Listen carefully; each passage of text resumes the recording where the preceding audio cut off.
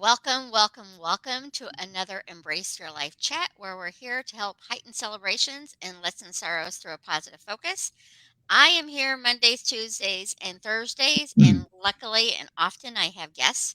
I have a guest today, Paul Zavagno, which we will get into in a moment. I'm Carol C. Miller, your positive life strategist, peace activator, and global hugger.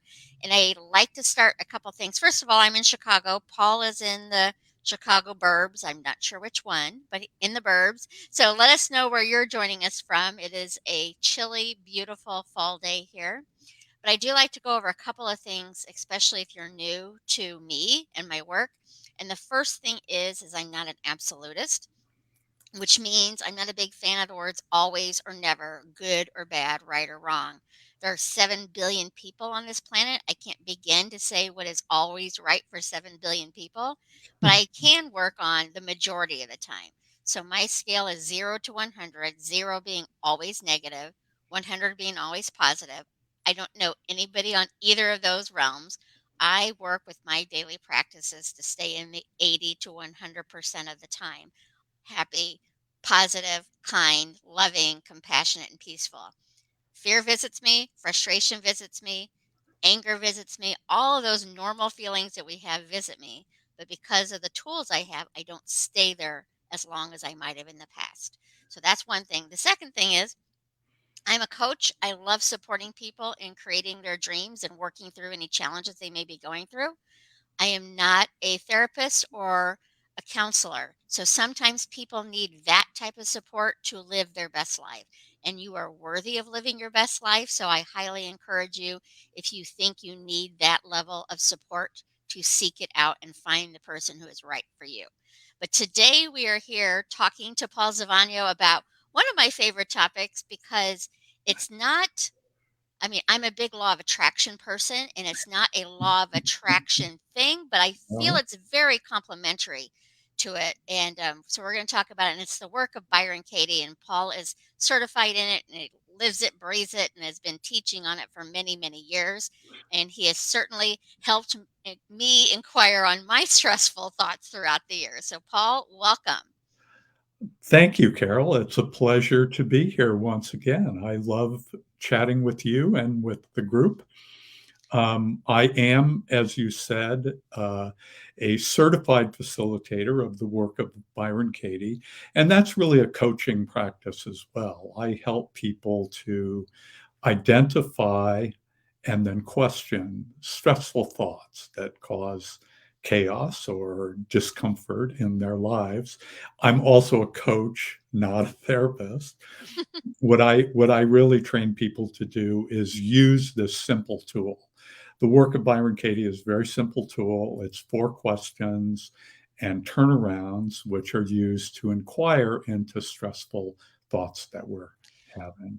And So I think what's so it's so important for people to think about is even to inquire on the stressful thoughts. It's the awareness of having the stressful thought.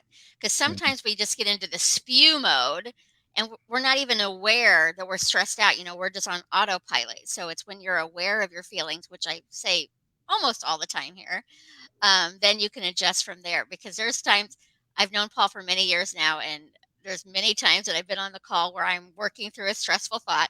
I know it's stressful. I'm aware of it, and I'm not ready to release it yet. He's like, "That's okay. You don't have to release it yet." I'm like, "I still want to be upset with this person right now, Paul. You can't change my mind." No, I'm not out to change minds. It's not about changing your thoughts. It really is about identifying what they are and then inquiring. So the 4 questions really are: is it true? Can you absolutely know that it's true? So those first 2 questions are really testing how true is this thought I'm believing? Yeah, I'm believing something bad is going to happen. That's a good one. A lot of us might have that thought once in a while, right? Something bad is going to happen. yeah. And then, so is it true? Yes or no? Hmm. And can I absolutely know that it's true that something bad is going to happen? So those are the first 2 questions. The third question really examines how do you react when you have that thought? What happens to you when you believe something bad is going to happen? Well, what happens to me is I get afraid, I get fearful, I get really reserved, I pull back, I become very tentative and distrustful. I don't trust myself, I Yeah. don't trust anyone else. I'm wary. I lose sight of the amazing things that are happening in this moment. Right. Um, and a lot happens. I shut down physically. I notice when I think something bad is going to happen, I sort of withdraw physically. My breath gets more shallow. My heart rate may speed up or slow down depending on the circumstances, but there's a fear response, Right. adrenaline, tension in the body, and I'm kind of braced for either running away Yeah. or fighting something or trying to escape something. I'm braced for And I it. think even in that space, because you're in that fearful, frustrated, like you're not going to make clear decisions either. So, like, Right. even when I've talked to you before, and thankfully it's been quite a while that we've had these discussions, but about being so annoyed with a particular person, like it wasn't impacting that particular person in the slightest, but it Right. was impacting me on how I move through my day and how I move through even that experience with that person. So, Well, we I was know we know even physiologically and mentally, like when you go into a fear response or a freeze right. response, your frontal lobe shuts down. Your ability to logically think through, observe, and be clear about making decisions, it really shuts down. You go into a real reptilian kind Yeah. mode of operation. So that's one of the ways that you react, that I react at least, and many people react differently. Question 4 looks at the other side of it. Who would I be without that thought? Something bad is going to happen.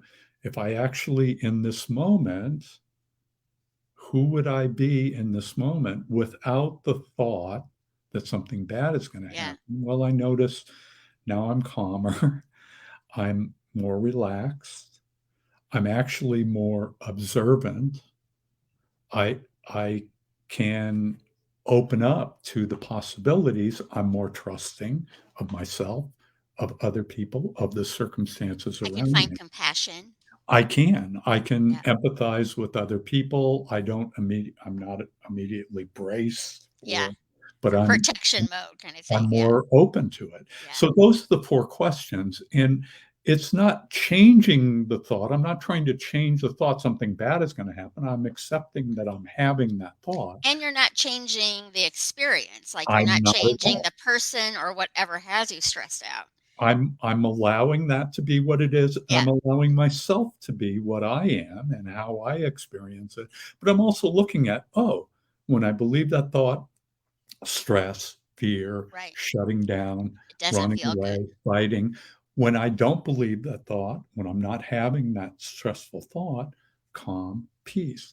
So now I go to what's called the turnarounds, which are ways of experiencing the opposite of the original thought. Something bad is going to happen, something bad is not going to happen. So I would look back at the situation, whatever that Yeah. is. Maybe I'm have a meeting coming up, for example, and I'm fearful of the results of that meeting. So I might look at, oh, something bad isn't going to happen. Actually, the person I'm meeting with, I've had many friendly meetings with Mhm. that person, and you know, I'm nervous about the conversation, but I don't know that something bad's going to happen. They're probably going to say, "Hi, Paul. How are you? How have you been?" We're going to greet each other. Something good is going to Yeah. happen, is another possible outcome. Something bad is going to happen in my thinking, is another opposite, another turnaround. And that is actually more true, right? Like is what's Yeah. happening when I have that belief. So that's an example of the work. Whenever we are experiencing discomfort, stress, a complaint, a difficulty. What my approach, and I learned this from Katie, she talks about this, is look for the gift. What's the gift in the situation? Like, I'm in a fearful situation. I Mhm. think something bad is going to happen. What's the gift in that? And so the work is a way of finding that gift, right?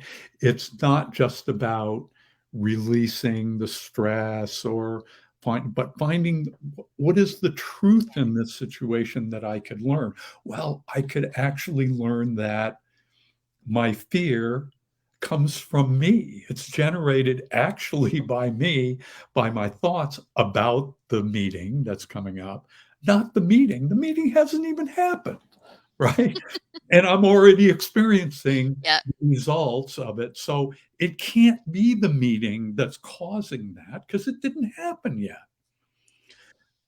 And so the gift to me in that situation, as an example, is I'm recognizing it's my own choice when I believe this thought, something bad is going to happen. I actually create stress, but I'm doing that, which means I can stop doing it too. That's the gift. That's the power in that for me.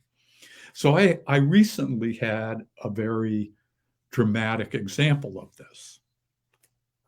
I went, since the last time we met, I went on my first road trip in 2 years.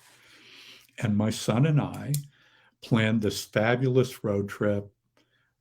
We were gonna take my other younger son's car to him in Arizona. But on the way, we were gonna go to Zion and Bryce and Disneyland and visit my sister and her husband in California. So we were putting a couple thousand miles on my younger son's car, but we're getting it to him. So we just had this fabulous trip, and I'd never been to Zion before or Bryce. Had this great hikes. We had great time together, father and son time in the car, hours of driving, and really cool conversations, and listening to music and podcasts and a book on tape, and we just had a fabulous time. We went to Disneyland, which is my son's favorite place in the world. And we had a good time there. And then we started driving to visit my sister in Santa Barbara. And I felt a little bit of a cough.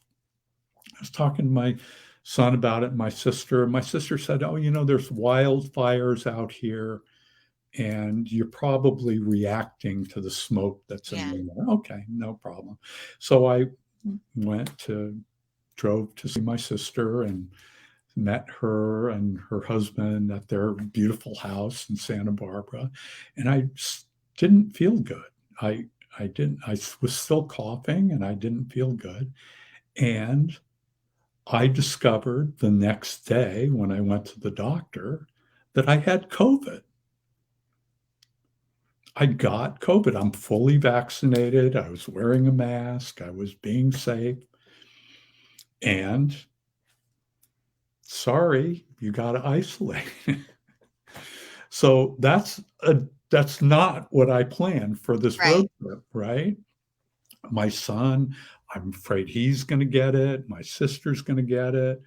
Her husband's, I went into a lot of fear about myself. Why did I get it? Why did they get it? Maybe I'm getting them sick and all of that. It was a difficult circumstance. But what was the gift in it? What were the gifts in it? And I had a few days to think about this and do the work on it because I couldn't go anywhere. Yeah. Um, So and what were they? I discovered actually many. Um, Actually, the setting I was in was gorgeous, was beautiful. Their house has a downstairs apartment. So I could totally isolate. I had my own bathroom, I had a kitchen, I had a patio with a yard overlooking the ocean and a nice table. It was 70 to 80 degrees every day. I had like places to walk in the garden in the backyard. It was a miraculous setting. That was a gift. I would have, if I had done the trip as planned, spent a couple of days there, like a long weekend, and then gone on. I ended up spending like 10 days with my sister and her husband. So I got more time with them. I also discovered a gift in being open to receiving. Mm. And I am a kind of person who I do things for myself. I take care of myself. I always took care of my kids and my family. And I was a school principal. I took care of everybody at school. That was my mode of operation. It's a little bit harder for me to receive from other Right. people, but I had to do that then. My sister was making me food and bringing me medicine and getting me doctors and all of that. And I had to just receive. I also discovered a gift in appreciating the stigma that is attached to having COVID. Mm. And it's not something that I was really aware of so much. But when you have it, you see fear in other people's eyes. And it's a really interesting experience, right? Yeah. Like they're afraid of you. They don't want, they're afraid of getting the disease, really. They're Right. not afraid of you. But you experience that. And it made me recognize and appreciate that this is true for a lot of illnesses and a lot of conditions um, that people experience where they're suffering naturally, like I was physically, I was suffering, not extremely, but enough. I was uncomfortable. But on top of that, there's this other suffering that's caused by being disconnected from the community, from family, from other people. I had spent this wonderful close time with my son, and now he didn't have it. He was going to go on and complete the trip, but I couldn't hug him goodbye, and I recognized that limitation, but I also recognized this stigma that's Yeah. associated with that. And that made me really appreciate in a different way. Um, I lost about 10 pounds because I wasn't feeling well and wasn't as hungry and that sort of thing. I um, I met a fabulous doctor in Santa Barbara, and I had um, a, a the gift of a better relationship with my sister. I'm the older brother, and there's always been some kind of tension around that because she's resented that role in some ways. And this put her in charge of me, kind of. I was like the younger one in this case. She could look out for me. Mhm. And there was a healing, I think, in our relationship as well. So those were experiences of finding the gift. Now, you could find that in a lot of ways. The work is one way, like, you know, I can do the work on people are afraid of me. Is that true? you know, yeah, it looks like it. Can I know that? No. How do I react? I react with fear and distance and resentment of them. Who would I be without that? More open, more relaxed. Turnarounds. People are afraid of me. I'm afraid of me. and that looking at that, like, I think something's wrong with me in the circumstance. Yeah. I'm afraid of them. And that was also true. Like, I didn't want to get them sick, but I feared their judgment of me, and they're not afraid of me. No, they're actually not. They're afraid of their fear of getting sick or whatever. It's not me that they're afraid of. So I can find those gifts in doing the work and especially in finding the turnarounds. So I invite our group, you today, to, identify a difficult or problematic situation, and let's see if we can find the gift in it. Yeah, and I was talking to you before we went live that often challenges in the past, because of my daily practices, it's not the same. But I would find the gift after the challenge was over, not during the challenge. But now, when I'm doing something or fearful or whatever, I do look for that gift. And sometimes I can find it quickly, and other times, like, the gift isn't showing up yet. It's gonna, I know it's gonna be there, but right now it's still not a gift to me. So I think it's just such a you mentioned it being a simple tool, and it is simple, and yet um, I don't want to say it's challenging, but it's a practice to use, and we can negate it if we want to as well. But it's just another tool in your to be able to help you through stressful experiences. And we, Well, the interesting thing about gifts is they're often wrapped, you know, and good and point. and sometimes, we don't know what's there. The wrapping is what we observe, what we experience, what we see in the world, and often that wrapping is what we're reacting to, right? Yeah, Where we don't like the wrapping paper. We may actually like the gift once it's opened, but we're reluctant to open it because we don't like the wrapping paper. yeah. Yeah, Well, and just what you said about the observing it, I think that that's also because a lot of times we absorb the fear, the frustration, and that we aren't able to stay alert into observing it. So this is a great tool to help you kind of, it's almost like you leave your own body and looking at it as a third person right. at the situation to take that out. We've got lots of people joining us from all over the place, from Cool. the UK. I saw somebody from Ireland earlier.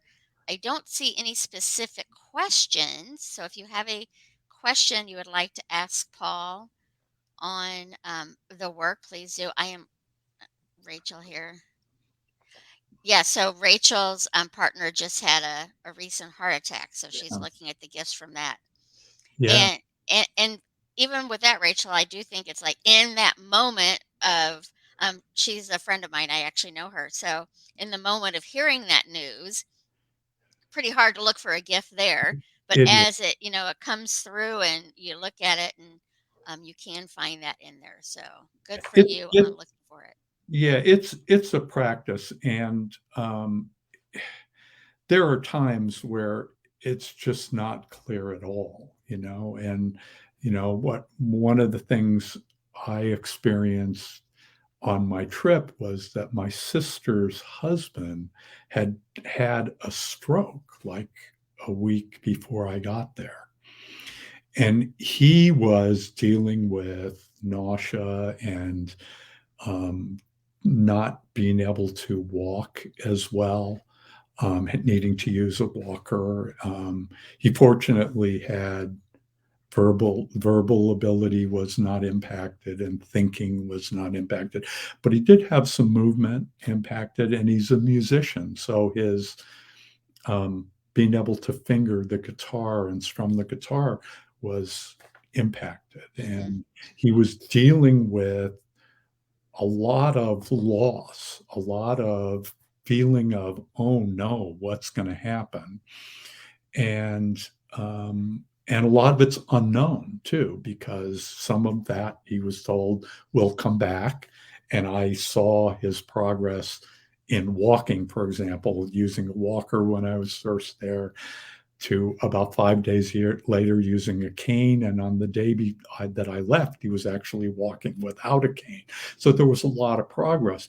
But it's not it's not necessarily kind to say to him or to my sister, for example, Right. "Oh, find the gift in this." Yeah.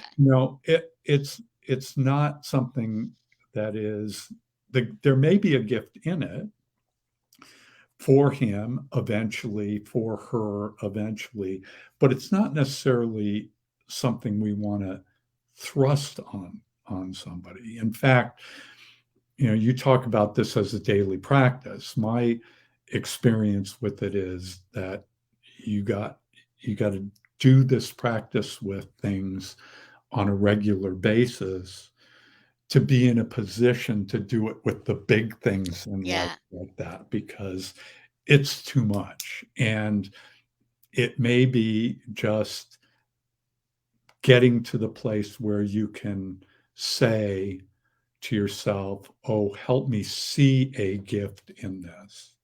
And Right. that's the best that one can do in that moment. Uh, Yeah, Colleen just brought up, and I was going to say before I asked you about it, Paul, that her question is like, I would say it's definitely advanced work on using the work on it, and it was regarding rape and molestation. But yeah, just as you said, the importance of this work, the more you do it with the smaller things, the frustrations, the more it's going to help you with those. I mean, that's why I'm an uh, not a big believer in always or never. There are certain things that I can't tell you you're going to find a gift in. Maybe you will, and maybe there's something that is just either you're not ready or there isn't the gift. I do believe the majority of the time there is gifts in even our challenges, but I can't say that for everybody. Um, no, and it's hard to know when that gift is going to be right, revealed. I mean, it is easier often to see in retrospect. right, You can look, I can look back on my life and see uh, really painful incidents, really difficult incidents with death, with yeah, betrayal, with things like that. That years later, I could see a gift in it, but at the time, no, I wasn't ready. I wasn't able. right. Maybe it hadn't unfolded yet. Um, but Yeah, and years when later, it comes to it kid did. situations, that's just like, oh, gets me in the heart. But an example I have used, and I'm sure this father would love to not have experienced this, and I always have a hard time remembering his name. He's the America's Most Wanted host for many, many years, and his, I think, 8-year-old son was murdered in Wow. a horrific way, and who wants that to happen? But because of that situation, he stepped forward and helped create the national database of fingerprinting of missing children. So that horrific incident, the gift in it was his ability to help other parents not go through that experience. Wow. I can't imagine if you asked him, like, if we could go back 2 days from when it happened, would you do that rather than all the work you've done soon? You can't say that with a child. Like, it's just not a No. fair question. But because of that experience, good things came out of it for many other people. Yeah. But boy, when you bring up kids hardships, it's a hard It's one to very work through. difficult. Yeah, Yeah. With any hardship from a child, from a loved one, that it's yeah, sometimes more difficult than going through it yourself. We'd yeah, much rather trade places. I certainly know I would trade places in a moment yeah. With your for and boys, have the suffering one of my sons would have yeah, instead, if I could. Um, it's not it's not finding a gift is not asking for a gift, right? Like that we don't ask for these difficulties. right, We don't want to experience life that way. You're right, but we do. the reality is that we do encounter difficulties, we encounter stress, we encounter death, we encounter um, war and poverty and fear, and there's a lot of things on this planet that we Yeah. encounter. How we experience those, we have some choice about. And that's where the work can come in, because even in the face of those difficulties, um, there's additional stress that is created by our thoughts about ourselves, about the other, about the situation itself. And what the work teaches is we can examine those thoughts and at least relieve that portion of the Yeah. difficulty, the mental piling on, as I call it. We still, if I get a difficult diagnosis and I'm going to die from a terminal illness, that may still exist, and I may still have to face that. And that may be part of my life experience at that moment in time. How do I think about that? How do I live my life with that reality is a choice. I can, live it in fear, or I can live it peacefully. And what the work can help me discover is that choice. And making decisions in that situation is problematic in and of itself, Yeah. usually. But if I'm peaceful, I have a better opportunity to make a clear decision about my treatment, about how I'm going to live my remaining days, about how I'm going to have other people in my life, etc. So that's where the work can help. Yeah. It's so powerful. And Colleen, just like you said that you wouldn't change a thing because it made you who you are. That's what, like, there's many things in my past that I would not want to revisit and redo, but I do know it has made me who I am. So I can find that as Right? a gift. Glad I'm not experiencing it again, but knowing that what because I experienced it, it did make me into the person I am today. So thank you. There's been lots of great comments and let's see, but what if your decision can cause pain to anyone around me? Let's see. Paul, do you have a suggestion on the work on Repeat the question, Carol. I didn't hear you. what if your decision can cause pain to anyone around me? It scares me. Yeah. So the stressful thought is my decision will cause pain for someone. So that's what I would write down in question. Is that true? My decision will cause pain. Can I absolutely know that it's true, that my decision will cause pain for that other person? How do I react when I believe that my decision will cause pain? I may get fearful. I may change the decision. I may do something differently because I fear the result rather than doing it out of my true nature, my heart. Who would I be without that thought? Without the fearful thought that my decision will cause pain for someone. And then turning that thought around, my decision will cause pain for me. It already has in that moment, right? Yeah. My my decision won't cause pain for someone. So we look back at that situation and we just examine it. What we're attempting to do in that situation is relieve the fear, so I'm in a peaceful place, in a clear place where I can make the best decision. Not because I'm fearing one result or another, but because it's the best decision with all the information that I have. And that doesn't mean I'm discounting the other person's reaction. I may need to look at that. How does this decision impact A, B, C? We do need to look at those things, but we can do that without fear. Yeah. And then Sylvia is like, in the moment, all self help goes out the window. Only in retrospect can we take take a look at things. And I would agree with that. Like when you're in that heated moment, but most often, I'm not going to say always, most often we have the feelings start bubbling up before we get to that heated moment. So when you're aware of it, you can actually catch it before it takes a hold of you too. it So, and to be fair and not put a lot of pressure on ourselves, it is the case that especially when we first start this yes. practice, it's very difficult to, in the moment you're angry or upset, to say, "Oh, wait a minute, I'm going to go do the work and then come back." No, no, no. We're going to react and we're going to have that experience it's like being in the midst of a storm. We just have to ride it out, get through it. Now, a day, a week, a month later, when we're calm and we're peaceful, we can go back and look at that situation, revisit it from the safety of calmness a week Yeah. later, and take a look at how did I react? What happened?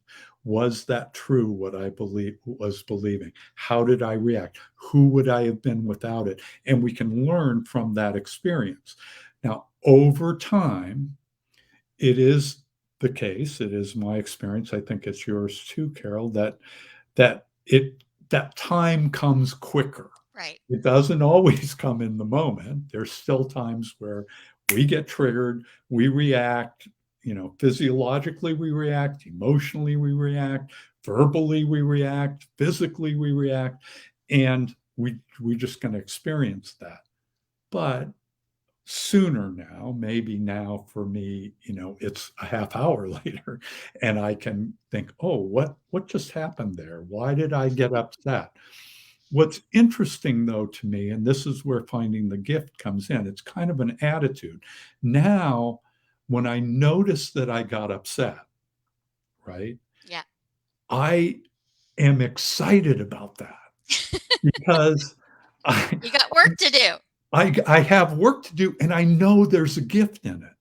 I know that whatever it was that upset me is something I need to clear up in me. It's something I'm reacting to that's my stressful thought. So I know and I have the attitude, oh, I'm excited to do this work.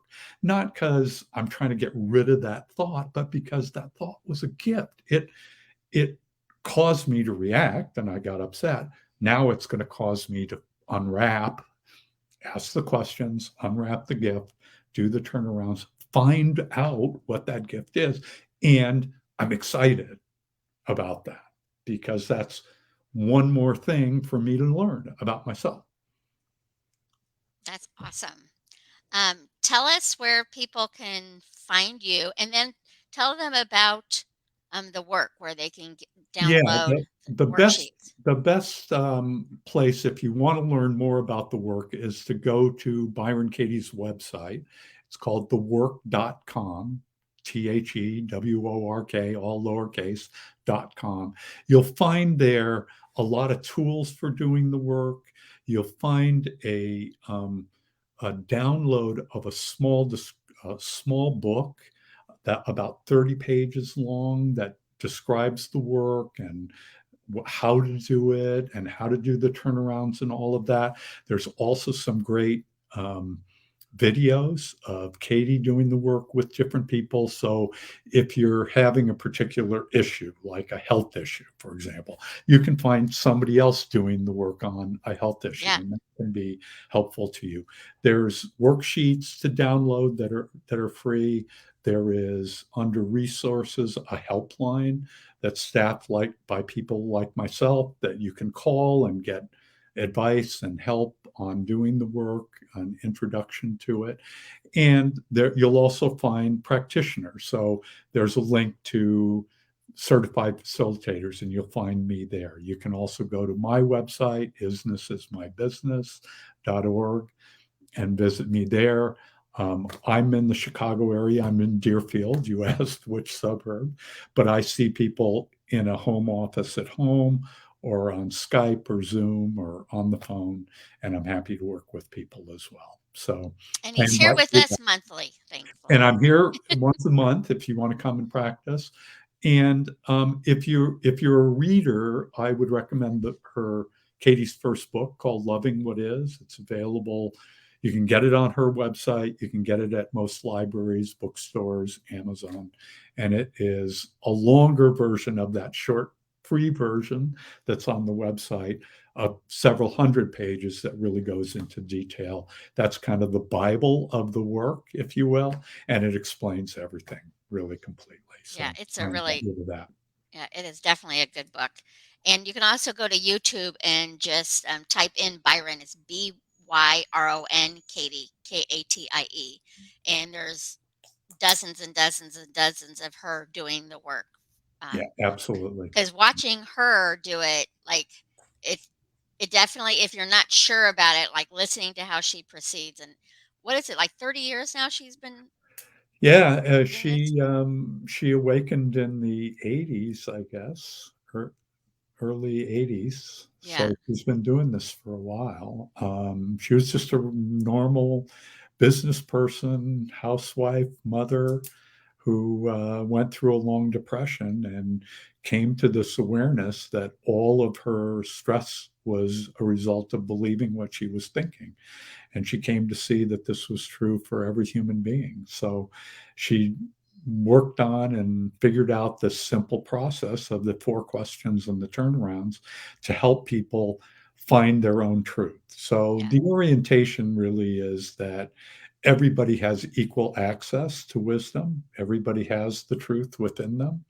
The questions are a way to discover that for yourself. It's something you can do on your own. You can learn it here, you can learn it on the website, but you can do it on your own and you can discover your own truth, your own gifts. So yeah. thank you, Carol, for this Thank you. opportunity again this month, and Yeah, we'll see you next month. absolutely, thank you. And I personally find it like I do it on my own for especially for smaller things, but I like to have a co-facilitator when it's a bigger issue. And it's interesting, like when I'm working with Paul on something, it's like as soon as I know I'm working with him, I hear it differently than when I'm working by myself. It's like, oh, I know what Paul's going to say right here or whatever. So, See, and that's when you know you're internalizing it. yeah, I'm hearing Katie, you're hearing me. yeah, So, exactly. Exactly. So yeah, it is a working, but again, it's a process and it's a practice. And when you first start, I would encourage you to do some of the smaller distractions and frustrations rather than going for the big issues because you might be able to handle a big issue right away, but generally it helps to have a little bit of practice under your belt before you tackle those bigger things. So thank you, Paul. I always you are love our welcome. You are Tuesdays welcome. together. We've been doing Tuesdays together once a month for many years. It was first in person, then it was on a Zoom call. Now we're doing it live here on Facebook. So I I think we had a time period where we were on the phone too. oh, I do think That we was did do phones too. So yeah, who knows where we're going to be next, but yeah. once a month we will be with Paul. So thank you for Okay. that. And Thank I you, will Carol, and thank you everyone for being here. I really appreciate your participation and your questions. Yeah, they had a lot of great questions and people from all over. So that's always Yeah. fun as well.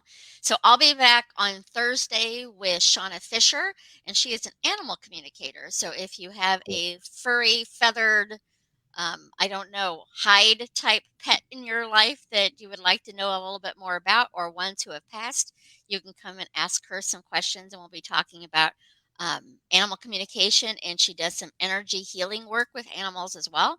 And then the following week, I'll be back Mondays, Tuesdays, and Thursdays right here at 11:30 a.m. Chicago time. So until then, have a wonderful day. Do the work so you can release some of the stressful thoughts. Stress is going to come up, and that's what you got these little practices to help that it does not take over.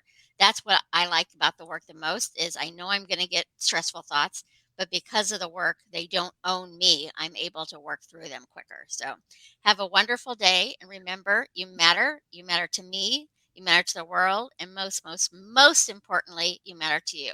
We'll talk again soon. So long for now. Thanks, Carol. Thank Thanks, you, Paul. everyone. Take care.